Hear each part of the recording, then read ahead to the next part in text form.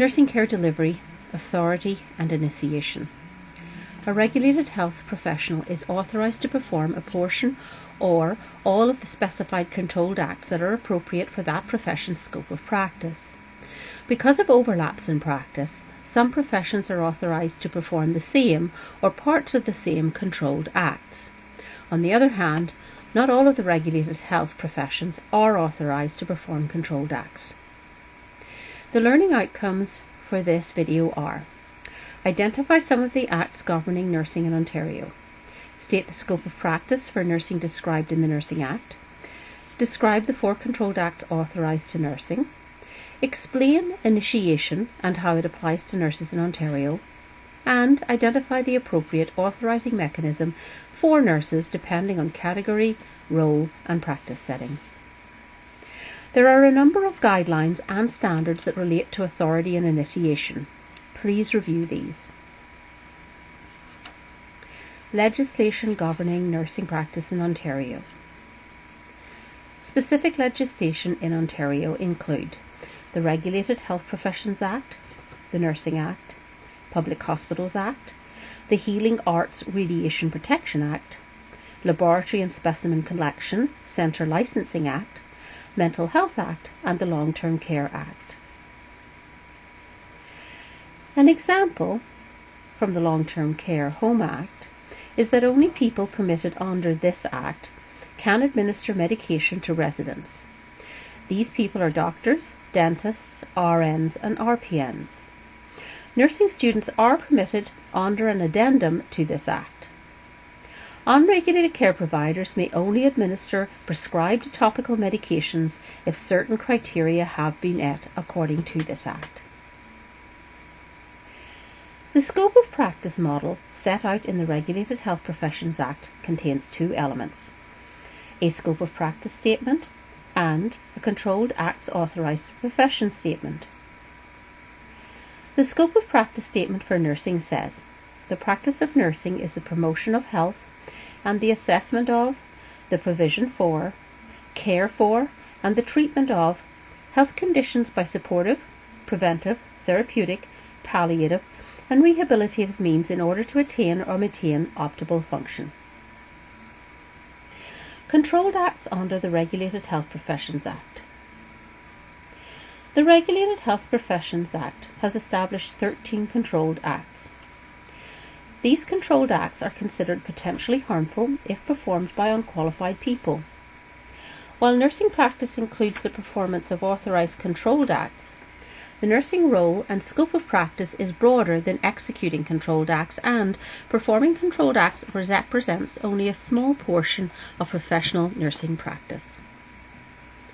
It is important to note that controlled acts are not the only procedures that may cause harm to patients. Nurses must remember that having the authority to perform a procedure does not automatically mean it is appropriate to do so. Each nurse is accountable for his or her own actions and decisions. Please take a few minutes to review the College of Nurses of Ontario fact sheet outlining the expectations set out by the Regulated Health Professions Act. There are 4 controlled acts authorised to nursing underneath the RHPA. These include 1. Performing a prescribed procedure below the dermis or a mucous membrane. 2. Administering a substance by injection or inhalation. 3. Putting an instrument, hand or finger beyond the external ear canal, beyond the point in the nasal passages where they normally narrow, beyond the larynx, beyond the opening of the urethra, beyond the labia majora, beyond the anal verge, or into an artificial opening into the body. And 4. Dispensing a drug. This is a new act added in 2014.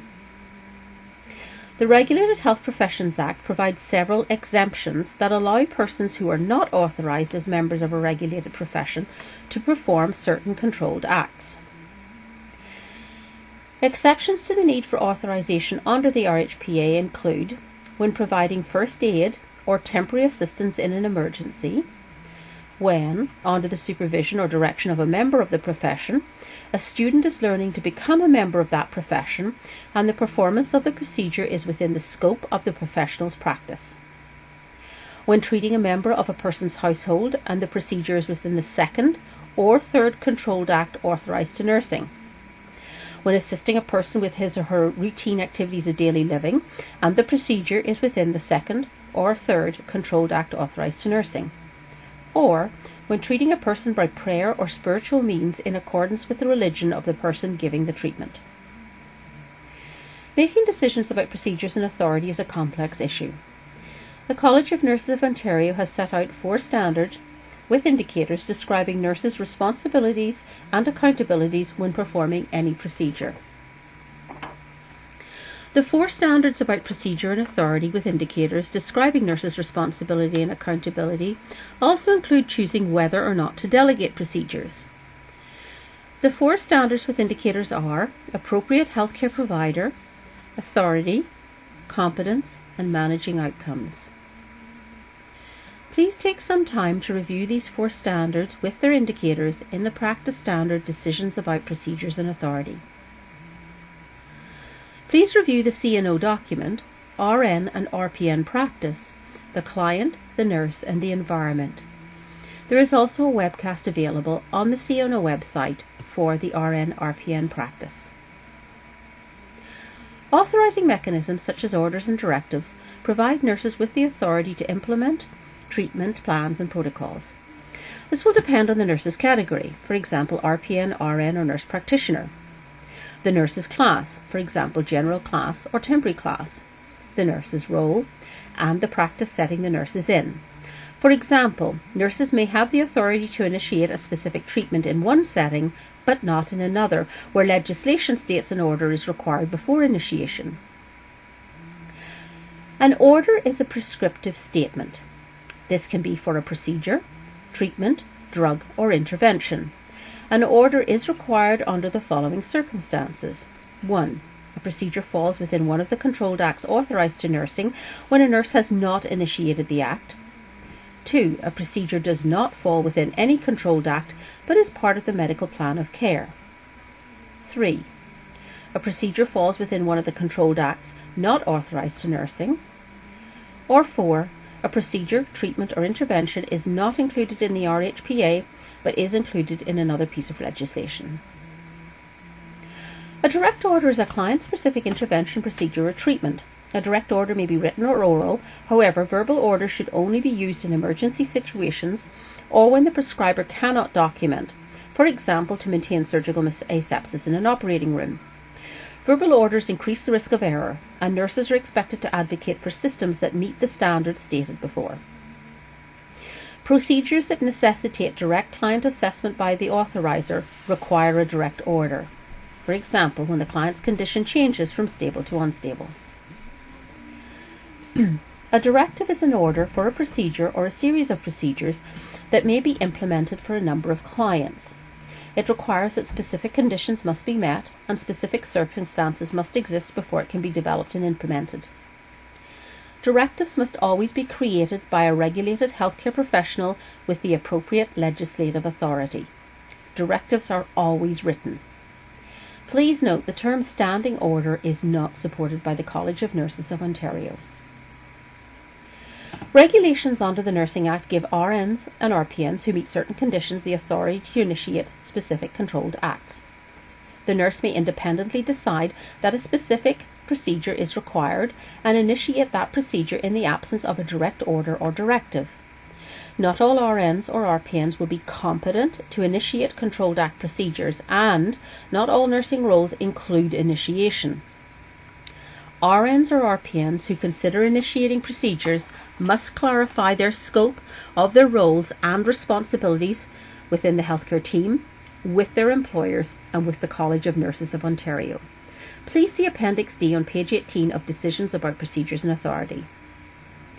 Initiation means that nurses, RN or RPN, can decide independently that a specific controlled act procedure is required and initiate that procedure in the absence of a specific order or directive. However, an order to initiate may be required under certain circumstances. For example, RNs and RPNs cannot initiate treatments in a hospital setting because the Public Hospitals Act only permits physicians, nurse practitioners, midwives, and dentists the authority to initiate or order treatments, procedures, or interventions. In order to initiate a procedure, nurses must first clarify their scope of practice, identify their roles and responsibilities, decide whether initiation of a procedure is prohibited by legislation or facility policy, and reflect on whether they have the competency, that is, the knowledge, skill, judgment, and experience, to perform the procedure. Any RN or RPN who initiates a procedure must meet all of the following conditions. They must have the knowledge, skill, and judgment to perform the procedure safely, effectively, and ethically. They must have the knowledge, skill, and judgment to determine whether the client's condition warrants the performance of the procedure. They must determine that the client's condition warrants performance of the procedure, having first considered the risks and benefits, the predictability of outcomes, the safeguards and resources available, and other relevant factors specific to the situation. And finally, that they accept accountability for determining that the client's condition warrants the performance of a procedure. Please review Appendix D in Decisions about Procedures and Authority, or Appendix A in Authorizing Mechanisms, to identify procedures that may be initiated by RNs and RPNs under the Nursing Act. For example, the RN may place fingers beyond the labia majora for the purpose of assessment, but the RPN may not.